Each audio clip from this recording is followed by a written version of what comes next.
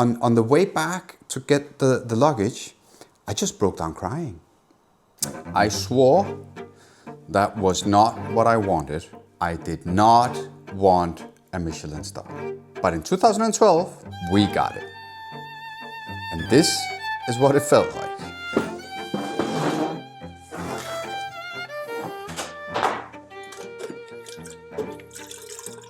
I'm prepping chicken again, and I'm making coffee. My restaurant, Relæ, was an attempt of doing an anti-fine dining restaurant.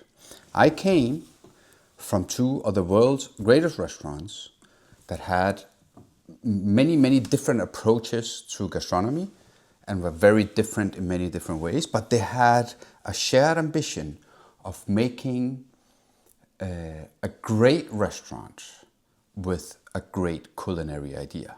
What I wanted was to make a simple restaurant with a great culinary idea. I dreamt of not be all posh, of being in a setting that I did not in any way find relatable. It was not a place for me. I was inspired by this Henry Ford idea of, the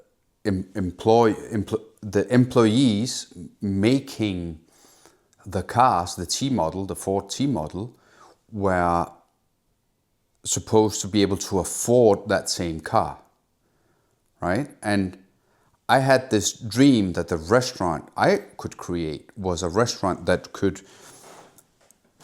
not only serve everybody, but particularly serve who was working there. That was kind of like my main customer, my niche, so to say, was that I wanted the chefs in the restaurant or working in the kitchen to be able to go out the back door and enter through the front and feel welcomed and feel at home and be inspired and enticed to try whatever culinary language we were proposing at the time.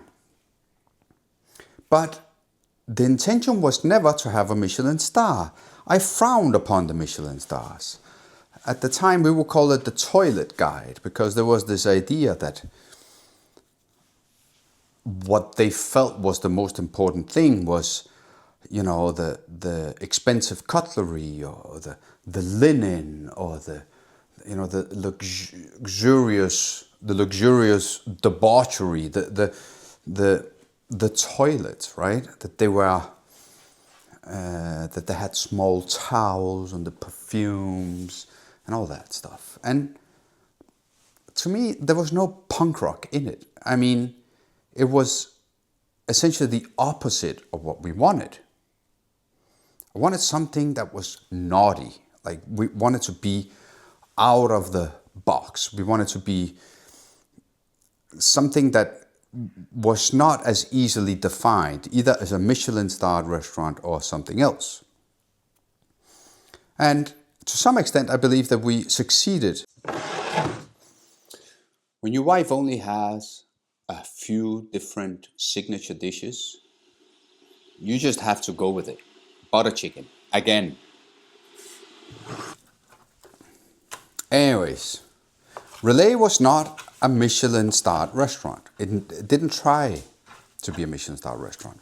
But what happened, interestingly enough, was that we received a bib gourmand, right? Which is the Michelin Guide's way of saying, this is a good value for money restaurant, which I didn't appreciate at all at the time, because to me, I didn't want a Michelin star because I didn't want to get boxed in with the Michelin starred restaurants, which I don't believe that I saw us as a part of. I was almost opposing that idea. But in no way I wanted to be boxed in with the sort of steak and fries kind of restaurants. And the bib gourmand was normally sort of a way of appreciating the bistro style restaurant. And we were not that at all. So once we received that, I mean, to me, it was clear Relæ was never going to have a Michelin star. You have to remember and notice that this was a restaurant where the music was really loud and it was very tight. People were seated very closely to each other, table by table. It had a certain intensity to it that I appreciated a lot, but was also very polarizing. Like, some people really did not like it at all. And one of the first reviews we got that was kind of like lukewarm was from what would be the equivalent of the Financial Times, sort of the business newspaper. And the reviewer, that I have respect for, but was very much representing another generation. A generation where the comfort of the restaurant was a big deal. Where the seats, the chairs, the benches, the distances between the guests and the tables was a big deal. To me, it was not at all a big deal. So that the review came out a little so-so, to me was a good thing. It was like your father-in-law reviewing you. Who wants your father-in-law to really think that you're cool? I mean, you're not that cool if your father-in-law thinks you're cool. You need to be a little, going against the grain there to be going anywhere, right? So when we look at our past generation, we need to be a little more challenging. So I didn't mind that at all. I appreciated it.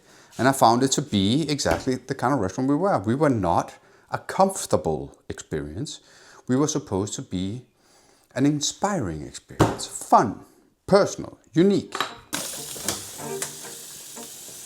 So as I had sort of resigned mentally to the fact that we were put in a box that I did not feel that we were a part of at all, I became a father. And this was in 2011. My first son was born.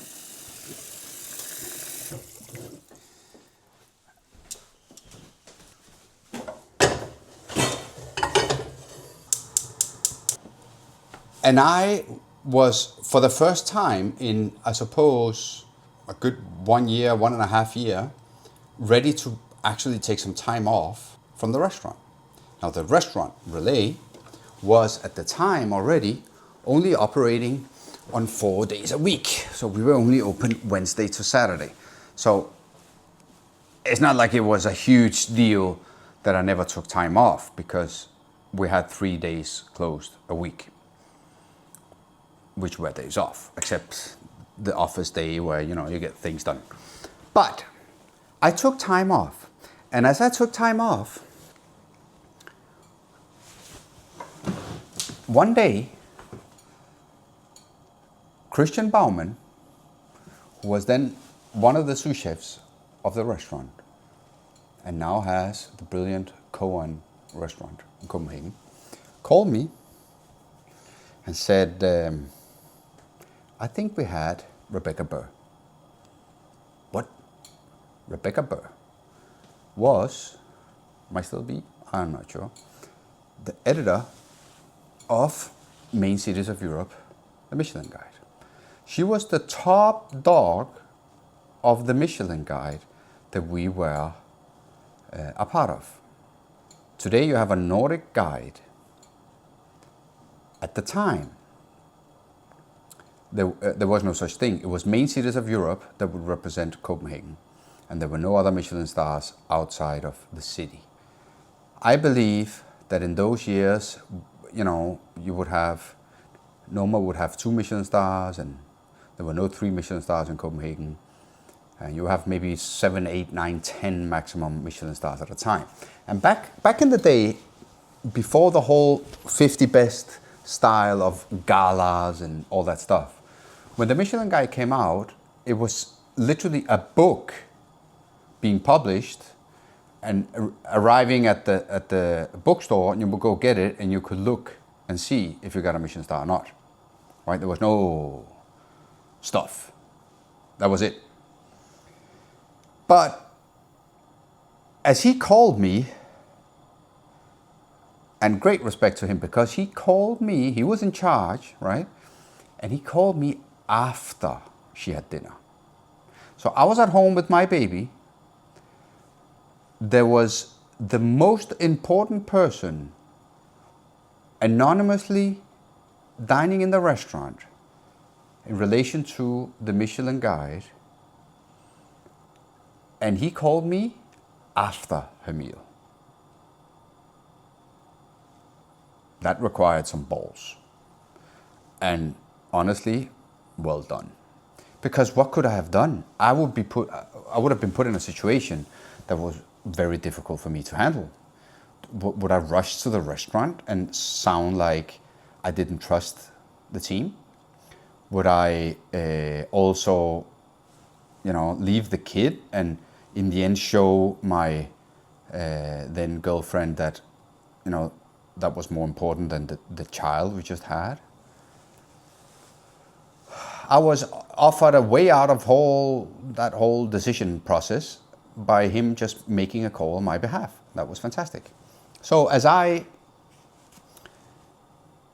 talked to him and he tells me that she was there and they know for a fact because he saw the credit card and it was her name on it, why would the main boss of the Michelin guide go eat in a Bib Gourmand restaurant? It was weird. So you could say, but maybe she just went to have dinner. Yeah, but why was she anonymous? It was fishy. Because there's no way after Bib Gourmand, you can't get a Bib Gourmand plus. Like, there's no point. And I started to be a little suspicious about that, what this was about.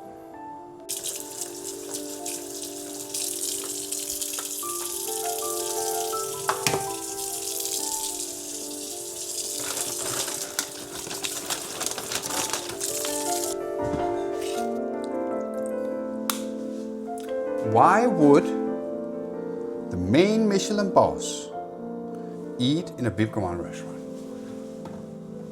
Anyways, we couldn't do much about it. You couldn't really ask or tell them or ask them or figure out what was about. So we just went about our work and did what we were doing. Didn't put much into it after the first sort of suspicion. But then we had a trip to Australia. I believe it could have been Melbourne Food and Wine, where again I went with Bauman, do whatever. Dinner, I can't remember what we did. Maybe dinner at Attica, maybe. We went on this trip, it was fantastic. And the flight is forever hours. And on the flight home, we arrived in Copenhagen the morning that the Michelin guide was coming out, which meant that we were sitting on a plane knowing that once we arrived, we would know whether we would have received a Michelin star. We did. And I can't say for all the times that I had said so boldly, we are not a Michelin star restaurant, we don't want a Michelin star, I don't want a Michelin star, I think it's bullshit, blah, blah, blah, blah, blah, blah. I've been after the Michelin guide in as many ways as I possibly could. But as we landed in the airport of Copenhagen and I took my phone off the airplane mode, it just exploded. Ding, ding, ding, ding, ding, ding, ding, ding, ding, ding, ding, ding, ding. Tillykke. Congratulations, congratulations, congratulations. What happened?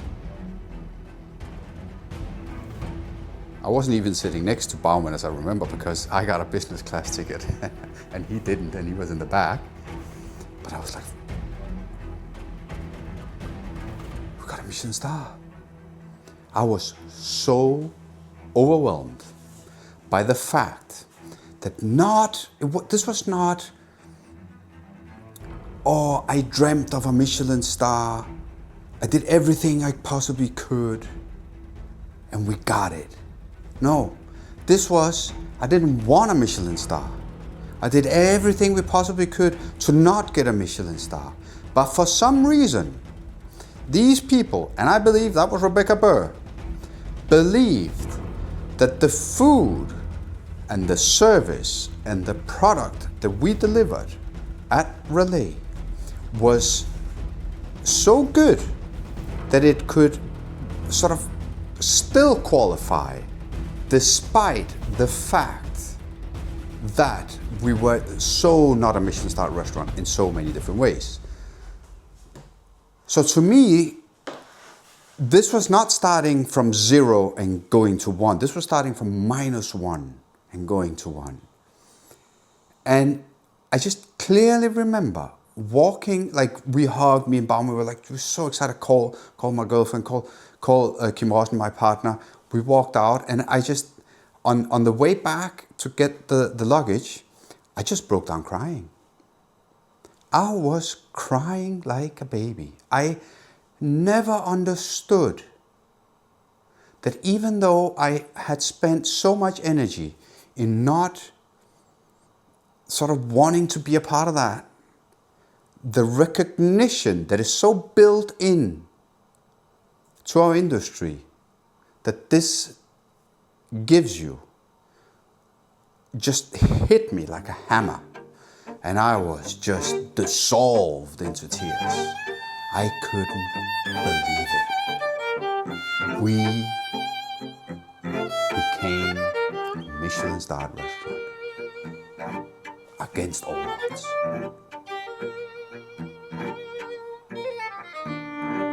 I still can't believe it.